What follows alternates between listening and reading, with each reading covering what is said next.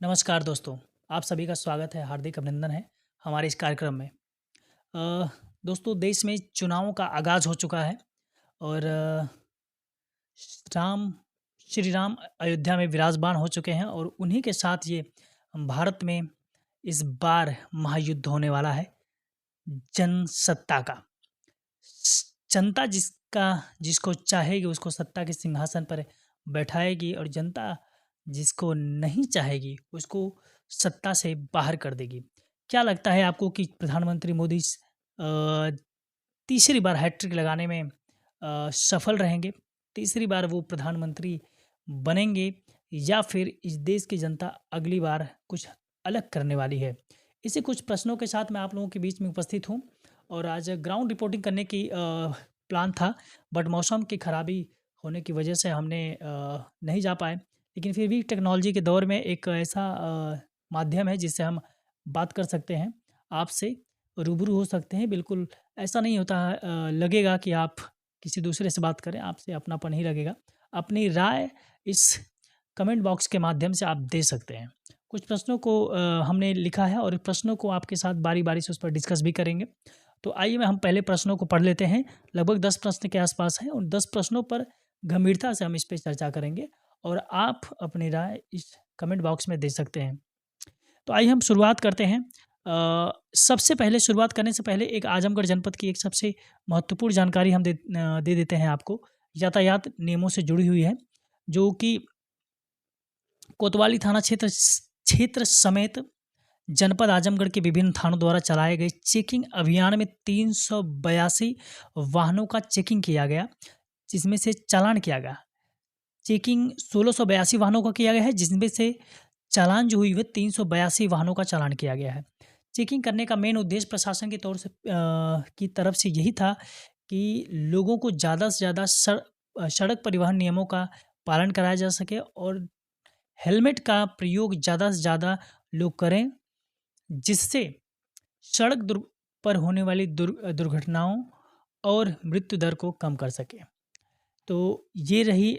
और हेलमेट आप मेरी तो आप लोगों से ये गुज़ारिश है कि अगर आप रोड पे चल रहे हैं दोपहिया वाहनों से, तो हेलमेट का प्रयोग ज़रूर करें, क्योंकि हेलमेट आपके जीवन को सबसे ज़्यादा वो बचाता है। हेलमेट इसलिए ना पहने क्योंकि हमें पुलिस प्रशासन से बचना है, बल्कि हेलमेट इसलिए पहने क्योंकि हेलमेट आपके सर को इतनी हिफाज़त करता है, जिससे एक्सीडेंटल केसेस कई बार अगर आप यूट्यूब पे अगर सर्च करेंगे या फिर किसी अन्य प्लेटफ़ॉर्म पे सर्च करेंगे, तो उसमें आपको हेलमेट के कितने बेनिफिट्स होते हैं, वो आपको मिल जाएँगे। सबसे पहले वो आपको 2-3 मैं ही बता देता हूँ आपको। गर्मी में भी आपको वो बचाव करता है, ठंडक में भी आपको बचाव करता है, बारिश में भी आपको सर भीगने से आप बचे रहते हैं। साथ में हेलमेट के प्रयोग से आपको धूल और छोटे-छोटे जो कण होते हैं, जो आपकी आँखों में जा सकते हैं, आपके हवा के माध्यम से आपके साँस में भी साँस लेने में भी आपको प्रभावित कर सकते हैं। इन सारी चीज़ों से हेलमेट लगने की वजह से आप बच सकते हैं। तो आइए हम प्रश्नों की शुरुआत करते हैं और सबसे बड़ी कुछ 2-3 जो खबरें हैं उनको मैं सबसे पहले पढ़ता हूँ। तो जो मैंने अभी लिखे हैं। हेमंत सोरेन झारखंड के मुख्यमंत्री जिनको ईडी ने गिरफ्तार किया और उन्होंने अपने पद से इस्तीफा भी दे दिया है और नए मुख्यमंत्री ने शपथ भी वहाँ पे उन्होंने अब ले लिया है। हेमंत हेमंत सोरेन गिरफ्तार हो चुके हैं और अगला नंबर अब किसका है? ये अगला नंबर ये किसका है, ये बड़ी सनसनीखेज जानकारी है और अगला नंबर किसका होगा ये तो पता ही नहीं है। हो सकता है तेजस्वी यादव जी हों या फिर अरविंद केजरीवाल जी हों। बीजेपी ने क्या ईडी और सीबीआई क्या केंद्र शासित केंद्र सरकार के इशारों पे काम कर रही है या फिर वे अपनी निजी अ, मर्ज़ी से इन्वेस्टिगेशन कर रही है। दूसरा प्रश्न की तरफ बढ़ते हैं कि बिहार में एक सबसे बड़ी इस टाइम जो चर्चा का विषय बना हुआ है, नीतीश जी ने फिर एक बार से पलटी मार दी है। उन्होंने कई बार कई लोगों के साथ मिलकर के सरकार तो गठबंधन के साथ बनाते हैं, लेकिन कुछ ही सालों या कुछ ही महीनों के अंतराल में वो पलटी मार देते हैं। ये एक कहना है तेजस्वी यादव जी ने कहा कि वे हमारे लिए पहले भी आदरणीय थे। जब तेजस्वी यादव जी से मीडिया वालों ने पूछा कि नीतीश जी ने फिर एक बार से आपके साथ गठबंधन तोड़ दिया है, तो तेजस्वी यादव जी ने कहा कि नीतीश जी की कुछ मजबूरियाँ रही होंगी, इसी के कारण वो अ, अपना इस्तीफ़ा दिया है मुख्यमंत्री पद से और हमसे दामन छुड़ाया है। क्या लगता है कि इस बार नीतीश जी के इस रवैये से बिहार में इस बार राजनीति में क्या भूचाल आने वाला है? क्या नीतीश जी अपना वोट बैंक बढ़ा पाएँगे या फिर इस उनके इस कार्यशैली से बिहार की जनता काफ़ी नाराज़ है? कुछ लोगों की वजह से तो बिल्कुल ये स्पष्ट हो रहा है कि बिहार की जनता काफ़ी नाराज़ है, क्योंकि लोगों को रोज़गार के अवसर मिलने शुरू हो गए थे और नीतीश जी के इस कार्य की वजह से कुछ युवाओं जो हैं वो काफ़ी नाराज़ हुए हैं। दूसरी खबर की तरफ हम बढ़ते हैं। बंगाल, उत्तर प्रदेश में इंडिया गठबंधन में दरार देखने को भी मिल रही है। और तीसरा प्रश्न जो है आपका है, दलित समाज की बस्तियों में आज भी टूटी-फूटी सड़कें बनी टूटी-फूटी सड़कें भी आज भी बनी हुई हैं। खोखले दावे, इसके पीछे ज़िम्मेदारी किसकी होगी? अगले प्रश्न की तरफ हम बढ़ते हैं। क्या इस बार 2024 में बैलेट पेपर से चुनाव होने चाहिए या ईवीएम मशीन से? अभी हम थोड़ी देर में इस पे विशेष चर्चा करेंगे। बढ़ते हैं अगले प्रश्न की तरफ। दूसरा प्रश्न आपका है ये है, हम हम मैन्युफैक्चरर सेंटर में फ़ेल हो रहे हैं? क्या हम मैन्युफैक्चर सेंटर स्थापित करने में फ़ेल हो रहे हैं? तीसरा प्रश्न आपका है कि अमीर अमीर होता जा रहा है और गरीब क्यों गरीब होता जा रहा है? चौथा प्रश्न आपका है कि 2014 से सबसे महत्वपूर्ण प्रश्न ये है आपका है कि 2014 से पहले देश के ऊपर कितना कर्ज था और 2023 तक आते-आते देश के ऊपर कितना कर्ज है? ये भी सबसे दिलचस्प प्रश्न है, क्योंकि आपको भी जानने के लिए काफ़ी दिलचस्पी है और मुझे बताने में भी बड़ी दिलचस्पी होगी, क्योंकि आप गूगल भी कर सकते हैं तो मिल सकता है। कई दावे हो रहे हैं, लेकिन सत्ता पार्टी जो है इस दावों को सिरे से नकार कर रही है। वो इसको मानने को तैयार नहीं है, क्योंकि वो कह रही है कि ये जो दावे हैं ये बिल्कुल फर्जी हैं, लेकिन मैं बढ़ती हुई महंगाई ज़रूर कुछ न कुछ इशारा कर रही है इसकी तरफ। और आखिरी प्रश्न, थोड़ा अगला प्रश्न आपका है कि बढ़ती महंगाई क्या देश का विकास कर सकती है? क्या किसी भी देश में बढ़ती हुई महंगाई विकास कर सकती है या नहीं कर सकती है? इसका उत्तर आप कमेंट बॉक्स में अपनी राय के माध्यम से आप दे सकते हैं। पाँचवाँ आखिरी प्रश्न आपका है कि नोटबंदी से देश को कितना लाभ हुआ है? नोटबंदी से डिमोटाइन अ, डिमोन डिमोनेटाइजेशन डिमोनेटाइजेशन सॉरी, उच्चारण करने में थोड़ा-सा कठिनाई हो रही थी। नोटबंदी से इस देश को कितना लाभ हुआ है, इसका भी आगे हम चर्चा करेंगे। तो आइए हम चलते हैं पहले प्रश्न की तरफ। पहला प्रश्न यही था कि हेमंत सोरेन की गिरफ्तारी हो चुकी है। हेमंत सोरेन झारखंड के मुख्यमंत्री थे, आदिवासी समाज से बिलॉन्ग करते हैं। उनके ऊपर आरोप लगा है कि वे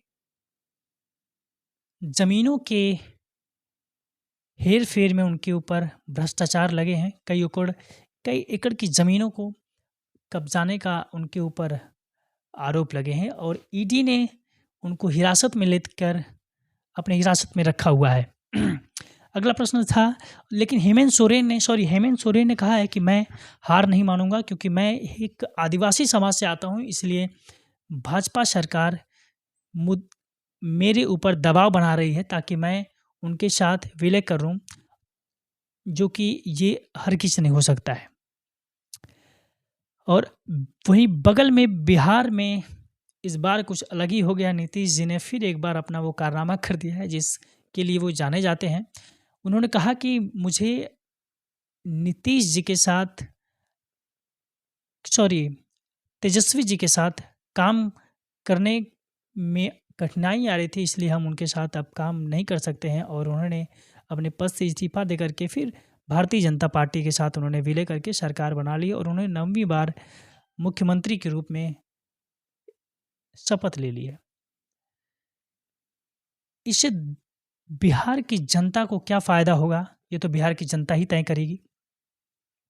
लेकिन लोगों ऐसे लोगों से इस देश का विकास क्या तय हो सकता है, जो अपनी कुर्सी के लिए बार-बार पार्टियां बदल रहे हैं। बिहार के लोग कुछ जो बहुजन समाज के लोग हैं, उनके ऊपर भी काफ़ी निराशा है। तेजस्वी जी भी काफ़ी मायूस हैं, क्योंकि उन्होंने कहा कि हम मेरे अंदर जो मंत्रालय था, हमने उसमें ज़्यादातर विकास करने का प्रयास किया है। शिक्षा विभाग उनके पास था, उन्होंने ज़्यादातर नौकरियां देने का प्रयास किया। लाखों शिक्षकों की नियुक्ति पत्र उन्होंने दिए, और यही चीज़ें थी, शायद कुछ लोगों को ये मन में आशंका लग रही थी कि इससे बहुजन समाज आगे जाएगा। तो नीतीश जी, क्या लगता है कि अब की बार भाजपा के साथ वे बिहार की राजनीति में कुछ उलटफेर करने वाले हैं, या सांसदी बचाने के लिए उन्होंने फिर से कुर्सी बदल दी है, सॉरी, पार्टी बदल दी है? तो आपको क्या लगता है कि इस बार 24 में कुछ अलग होने वाला है, या इस बार सत्ता वही बनने वाली है? बंगाल में इंडिया गठबंधन बंगाल उत्तर प्रदेश में इंडिया गठबंधन में भी दरार आने की उम्मीद है। सबसे पहले नीतीश जी ने ही गठबंधन से अपने आप को अलग कर लिया। उन्होंने कहा कि गठबंधन में वो ताकत नहीं है, वो यूनिटी नहीं है जिससे हम भारतीय जनता पार्टी के खिलाफ मुस्तैदी से लड़ सकें। और उन्होंने कहा कि विकास करने में मुझे काफ़ी कठिनाई हो रही थी, इसलिए हमने तेजस्वी जी से अपने रास्ते अलग कर लिए हैं। और सबसे ज़बरदस्त प्रश्न आपका है कि दलित समाज की बस्तियों में आज भी टूटी-फूटी सड़कें हैं, और ये खोखले दावे, इसके पीछे ज़िम्मेदारी किसकी है?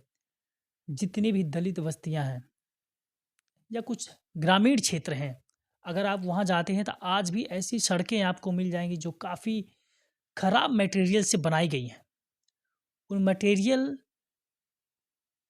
की जो लागत थी उसकी 10% का खर्चा हुआ है, और 90% उन्होंने अपने खाते में रख लिया है। ग्रामीण इलाकों की जो सड़कें होती हैं, क्योंकि ग्रामीण इलाकों में लोग उतनी जागरूकता नहीं दिखाते हैं और ना उतने हक से बात करते हैं कि ये जो पैसा लग रहा है ये उन्हीं का पैसा है, जो टैक्स के माध्यम से वो लोग दे रहे थे, यही उन्हीं का पैसा लग रहा है। और वो सड़कें जो कि 2 बारिशें भी नहीं झेल पाती हैं और टूट करके अस्त-व्यस्त हो जाती हैं।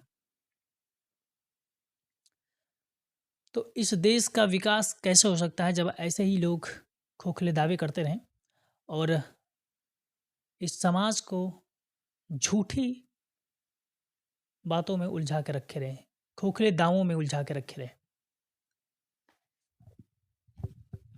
सबसे बड़ी चीज़ ये भी है, आपको हमें समझना होगा कि हम ऐसे शख्स को चुनें, ऐसे अपने प्रतिनिधि को चुनें जो आपकी आवाज़ को हकीकत में बदले, जो आप किस दुखों को समझे। यही इसीलिए सरकारें बनती है ना, क्योंकि समाज में एक बेहतर विकास हो, नौकरी मिले, रोज़गार मिले, और हम मैन्युफैक्चरर सेंटर में पीछे हो रहे हैं। ये सही है। आज बेरोज़गारी का बढ़ता हुआ जो जनसैलाब है, वो कहीं न कहीं ये इंगित करता है कि हम मैन्युफैक्चरिंग सेंटर बनाने में पीछे हो रहे हैं। अगर हम कंपनियों को बनाने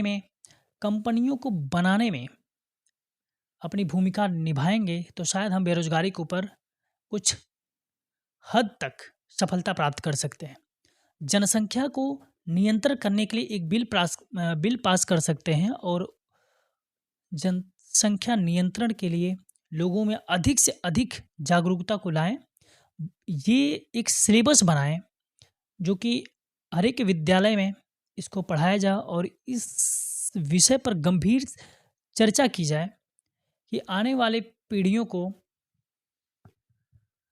जन बेरोज़गारी का सामना न करना पड़े, और एक बेहतर जीवन जिया जा सके। तो ये तभी हो सकता है जब हमारी सरकारें इसके ऊपर एक बहुत ही बेहतरीन योजनाएँ लेकर आएँगी, तभी इस पे देश का विकास हो पाएगा। और किसी एक ही राज्य में कंपनियों को सीमित रखना, किसी दूसरे राज्यों में पलायन को नहीं रोका जा सकता है।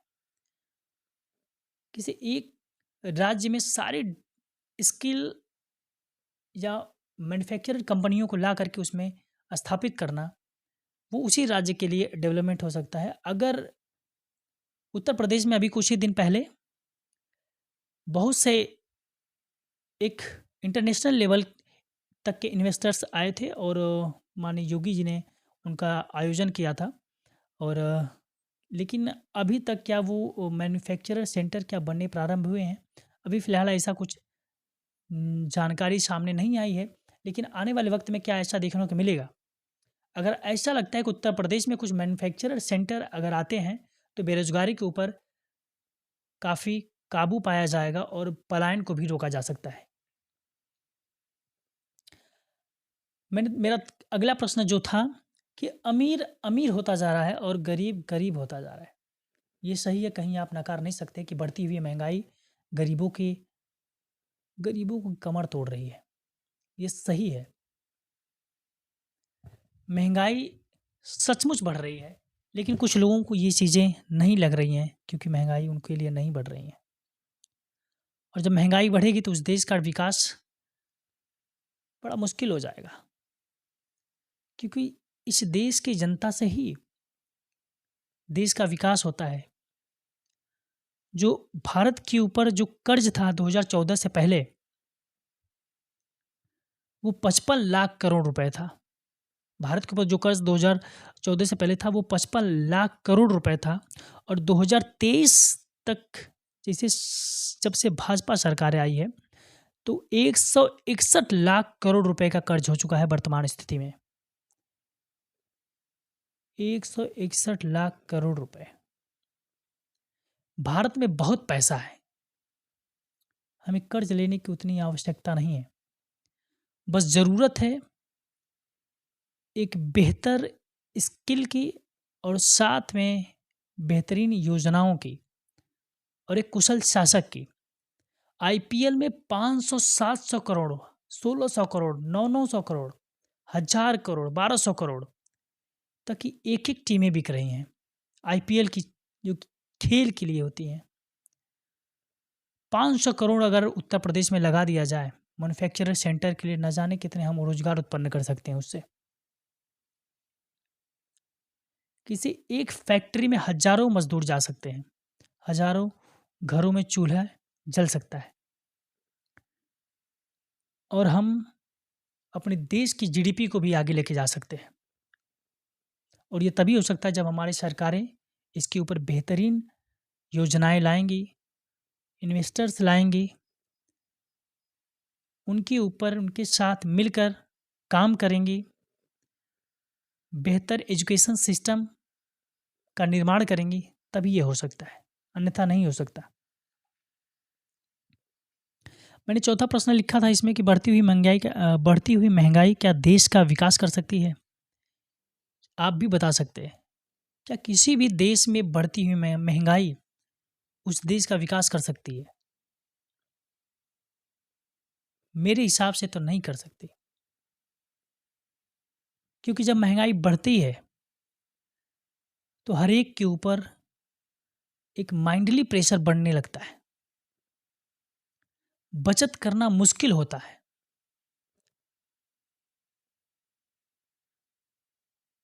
जिससे जीवन यापन पे भी प्रभाव पड़ता है, वर्तमान दैनिक जीवन पे भी प्रभाव पड़ता है, प्रत्येक व्यक्ति पे। और सबसे महत्वपूर्ण प्रश्न मैंने जो इसमें लिखा था, सबसे महत्वपूर्ण प्रश्न जो मैंने इसमें लिखा था कि नोटबंदी से देश को कितना लाभ हुआ? ये ज़बरदस्त प्रश्न है। नोटबंदी इसलिए की गई थी क्योंकि हम आतंकवादी गतिविधियों को रोक सकें और जो बड़े-बड़े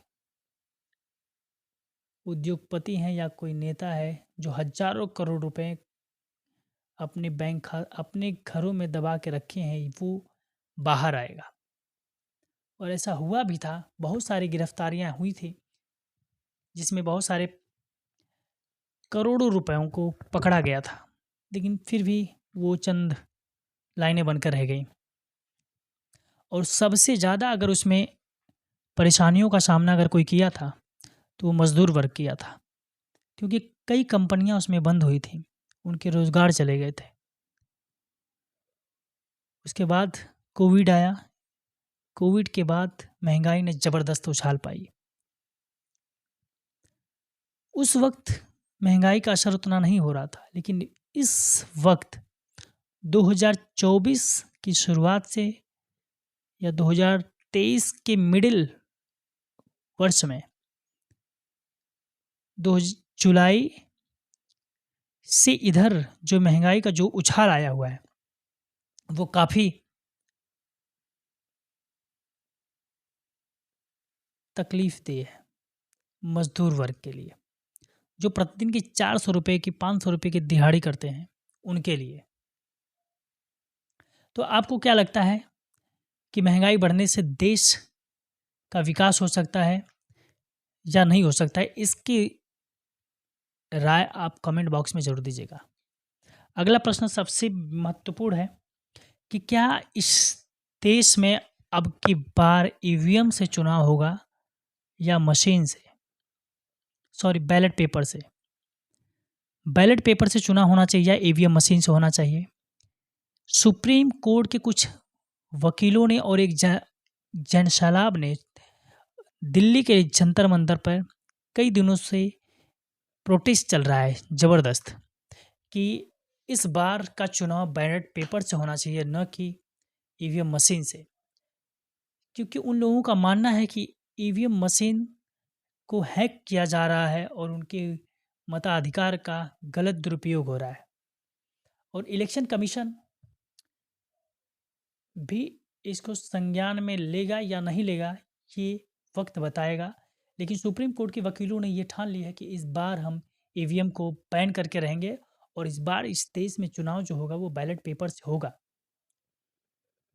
क्योंकि उन गरीबों की आवाज़ या उनकी पसंद के अनुसार कोई नेता जो आएगा, वो बैलेट पेपर के माध्यम से आएगा, न कि ईवीएम मशीन के माध्यम से। कुछ जो ये सामान्य चर्चा मैंने आपके साथ की है, अपनी राय कमेंट बॉक्स में ज़रूर दीजिएगा। और एक वीडियो अच्छी लगी हुई तो लाइक शेयर ज़रूर कीजिएगा, सब्सक्राइब कीजिए और सपोर्ट कीजिए। धन्यवाद।